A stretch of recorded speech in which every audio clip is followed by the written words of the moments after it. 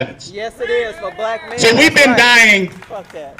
for a lot of reasons, but they're all connected to racism. That's right. And as I said, you cannot diagnose or fix the problem unless you diagnose it. And racism is at the core of that problem. Right. So I'm going to need you, in addition to all the things you've been asked to do, we're going to introduce that on Tuesday. Why is it important? Because we call a spade, we declare racism a public health emergency, and then we are compelled to act upon that information. We passed a racial equity and social justice bill last year. It's a good start. But if we don't act, it means nothing. That's right. And we must act, and this will be another step to compel us to act. So I stand here today proudly with everybody in solidarity, fighting for black and brown lives, fighting for Fanon Burhay, for Robert White, for Emmanuel Okutunga, for Philando Castillo. That's right. For George Floyd. That's right. For Breonna Taylor. Say her name. For Ahmaud Arbery. Say his name. For Sandra Bland. That's right. For Tamir Rice. Ohio. And many countless others. For Freddie Gray. John Crawford. For John Crawford. Say someone's name if you know it. Tony McDade.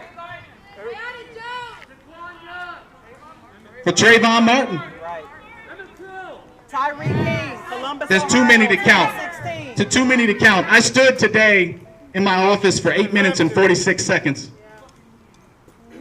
In the memorial for George Floyd, that was the time that the officer's knee was on his neck on the side in a curve like this one.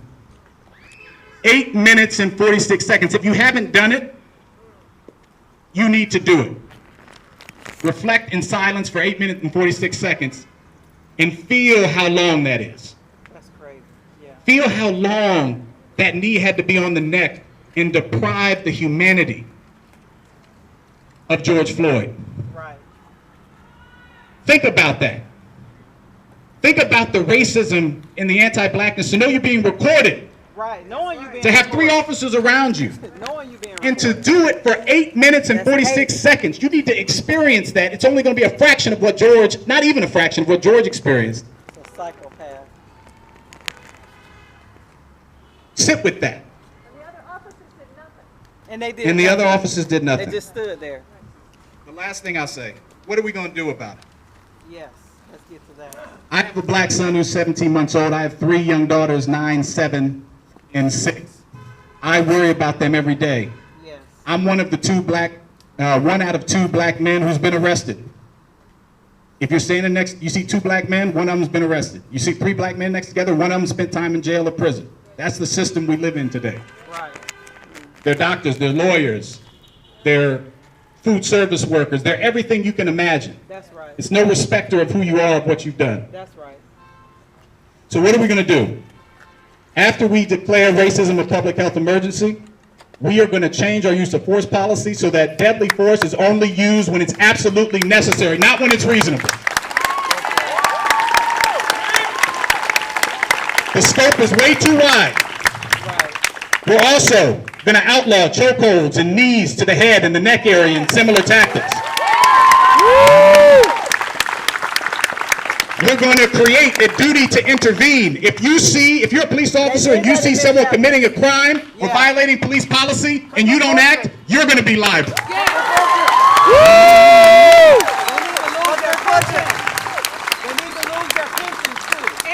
And we're going to invest, as been said, in critical mental health services for our HHS community, for our officers, for everyone involved in these very tense and difficult situations. That's just the start.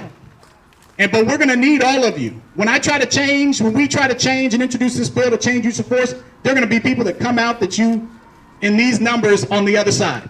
That's right. And we're going to need you to be there with us. Right. To fight with us. Because I don't want to be here 20 years from now. I don't want my son standing here 20 years from now. Exactly. If he's standing at all. Right. I'm sick of it. I'm tired. We all tired, brother. Don't let yourself get numb. That's why you must sit for 8 minutes and 46 seconds and feel not even an iota. Just the uncomfortable nature of just standing still that long. Imagine not being able to breathe.